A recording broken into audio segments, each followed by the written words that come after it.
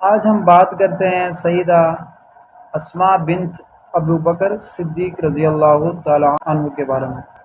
آج کل کچھ لوگ سیدنا صدیق اکبر رضی اللہ تعالیٰ عنہ کی حضور کے ساتھ رفاقت اور حضور کے ساتھ دوستی اور حضور کے ساتھ یارانے سے بڑے چلتے ہیں۔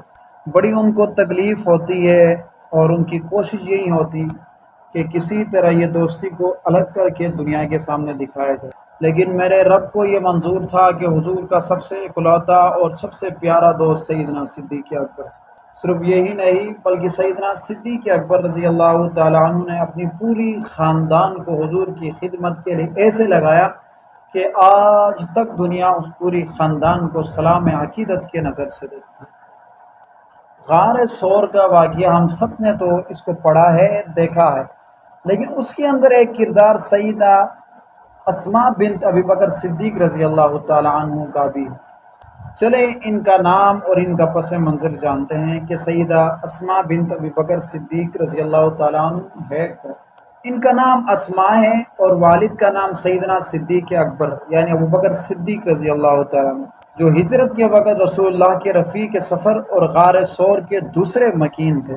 اور سیدہ اسماء کا والدہ کا نام قتیلہ بنت عبد العزیٰ تھا، اور ان کا خاوند میدان جنگ کے نامور شخصوار اور اسلام قبول کرنے میں سبقت کا اعزاز حاصل کرنے والے جلیل القدر صحابی سیدنا زبیر بن عوام تھے۔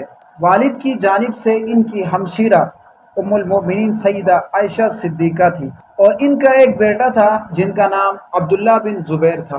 یاد رکھیے گا، ہجرت کے بعد مہاجرین کے ہاں پیدا ہونے والا سب سے پہلے خوش قسمت یہی بچہ تھا۔ ان کے والد نے ان کی والدہ قتیلہ کو زمانہ جاہلیت میں ہی طلاق دے دی تھی۔ جب سیدنا صدیق اکبر رضی اللہ تعالیٰ عنہ نے اسلام قبول کر لیا تو اپنی رفیق حیات یعنی ام رومان، جو امی عائشہ صدیقہ رضی اللہ تعالیٰ عنہ کی والدہ ہے، اور ان کے بطن سے پیدا ہونے والی اولاد کو اسلام قبول کرنے کی دعوت دی۔ ام رومان سیدنا صدیق اکبر رضی اللہ تعالیٰ عنہ کی وائف تھی، یعنی ان کی دو اولاد تھی، سیدہ عائشہ اور حضرت عبداللہ رضی اللہ تعالیٰ عنہ۔ جو ہی ابو بکر صدیق رضی اللہ تعالیٰ عنہ نے ان کے سامنے اسلام کی دعوت دی، ان کے سامنے اسلام کو پیش کیا، تو فوراً دونوں نے بخوشی اس کو قبول کیا اور اسلام کے اندر داخل ہوئے۔ البتہ ان کا ایک بیٹا عبد الرحمن تھا، انہوں نے شروع میں اسلام کو قبول کرنے سے انکار کر دیا، لیکن بعد میں یہ بھی مسلمان ہوئے۔ آتے ہیں ہم ہجرت کے سفر کی طرف۔ ام المؤمنین سیدہ عائشہ صدیقہ رضی اللہ تعالیٰ عنہ، جو امت کی ماں ہے، حضور کی لاڈلی وائف ہے، حضور جن سے سب سے زیادہ محبت کرتے تھے وہ ازواج مطہرات میں سے، فرماتی ہیں کہ بہت کم ایسا ہوتا تھا کہ حضور صبح یا شام کو ہمارے گھر تشریف نہ لاتے۔ جب آپ صلی اللہ علیہ وسلم کو مدینہ منورہ کی طرف جانے کا حکم ہوا تو اس دن حضور دوپہر کے وقت ہمارے گھر تشریف لائے، تو ہم سمجھ گئے ہیں کہ حضور کوئی ضروری کام سے آج ہمارے گھر آئے ہیں، کیونکہ حضور اکثر صبح و شام کے ٹائم ہمارے گھر تشریف لایا کرتے تھے، تو آج جو ہے حضور دوپہر کے وقت آئے ہیں تو کوئی نہ کوئی ضروری بات ہے۔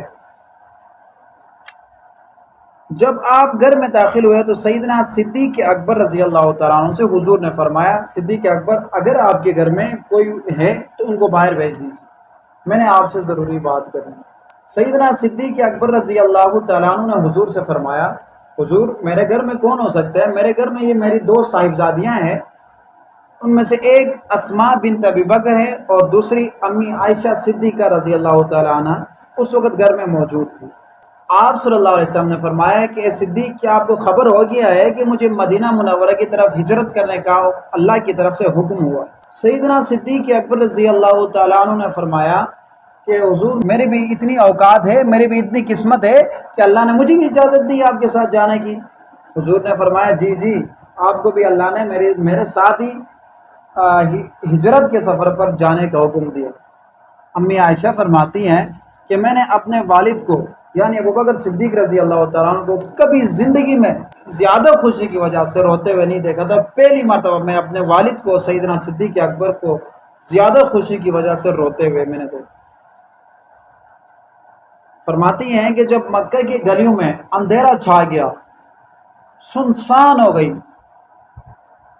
تو رسول اللہ نے سیدنا علی المرتضیٰ رضی اللہ تعالیٰ عنہ کو بلایا اور فرمایا اے علی، میرے بستر پہ آپ نے سونا ہے، اور تمام امانتیں حضور نے علی المرتضیٰ رضی اللہ تعالیٰ عنہ کے سپرد کر دیے، اور فرمایا اے علی، کل کو آپ نے یہ تمام امانتیں لوگوں کے سپرد کر کے آپ نے بھی مدینہ منورہ کی طرف آنا ہے۔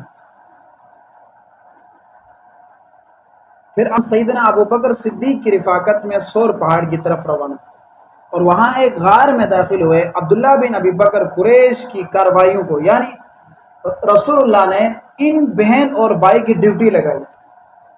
یار کیا کمال کی خاندان ہے واللہ، کہ حضور جن کی ذمہ داری لگا رہے ہیں، ظاہر انسان ذمہ داری اسی کی لگاتے ہیں جس کے اوپر انسان کو 100% یقین ہو کہ یہ بندہ میری ذمہ داریوں پر پورا اترے گا۔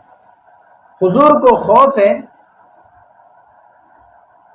کہ کہیں مشرکین مکہ ہمیں ڈھونڈتے ہوئے غار سور تک نہ پہنچے، اور دوسری طرف اسلام کے خلاف جو سازشیں وہ کرتے ہیں اس سے بھی حضور نے جو ہے آگاہ رہنا ہے۔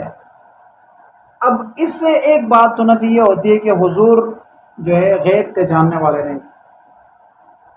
حضور نے ایک بندے کی ڈیوٹی لگائی کہ آپ نے دن کو کیا کچھ ہوتا ہے مکے کی گلیوں میں وہ آپ نے سننا ہے، دیکھنا ہے، اور شام کو آ کر ہمیں اطلاع دینی ہے۔